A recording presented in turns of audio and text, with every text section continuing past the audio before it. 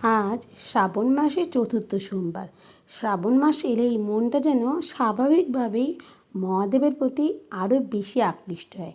তাই চারিপাশে সংসারের ব্যস্ততার মধ্যেও আজকে সকালটা স্নান সেরে শাড়ি পরে চলে এলাম মহাদেবের পুজো করতে। আমি বিশ্বাস করি ভক্তি শুধুমাত্র পুজোর থালায় ফুল আর বেলপাতা অর্পণ করার মধ্যেই সীমাবদ্ধ নয়। ভক্তি হলো অন্তরের বিশ্বাস, অন্যের মঙ্গল কামনা এবং জীবনের প্রতিটা ছোট ছোট আশীর্বাদের প্রতি মহাদেবের কাছে কৃতজ্ঞ থাকা।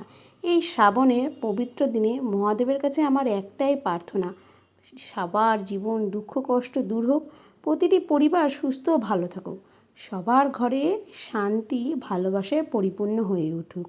জীবনে আমরা কত কিছুই না চাই, কত না পাওয়ার হিসেব করি, অথচ ঈশ্বরের সামনে দাঁড়ালে বোঝা যায় সত্যিকারের চাওয়াগুলো আসলে খুব সীমিত। প্রিয়জনেরা ভালো থাকুক, শরীর ও মন সুস্থ থাকুক, জীবনের প্রতিকূল সময়গুলো অতিক্রম করার শক্তি তিনি আমাদের দিন। এর বাইরে আর কি বা চাওয়ার থাকতে পারে।